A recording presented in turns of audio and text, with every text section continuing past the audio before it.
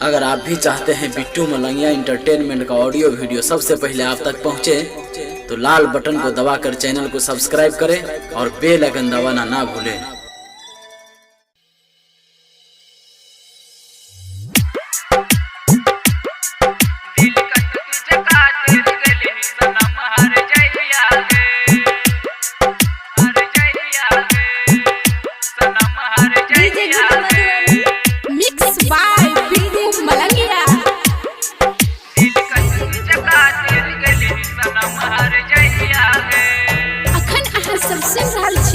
Malangia recording studio के शानदार प्रस्तुति।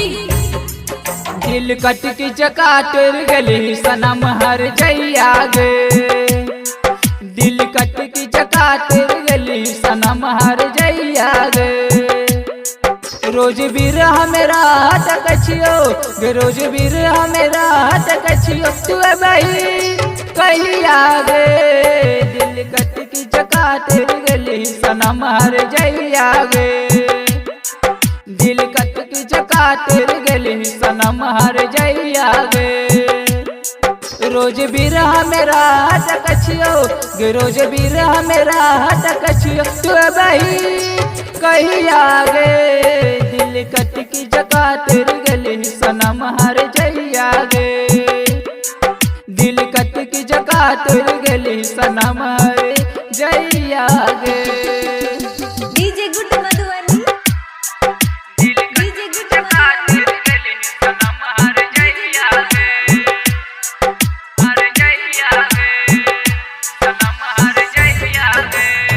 Mix by Bittu Malangia.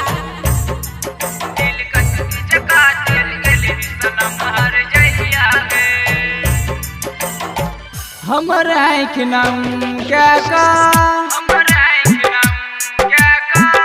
दिल पर जखम डाका,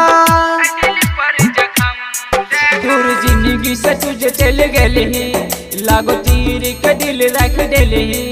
बेवफाई के तीर चलली, बेवफाई के तीर चलली, छिलक गले नहीं आ गए। दिल कट की जगह तेरी गली सनम हर जैया गे, दिल कट की जगह तेरी गली सनम हर जैया गे।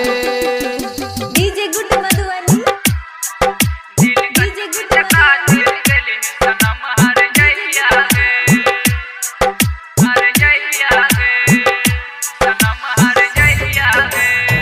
Mix by Bittu Malangia.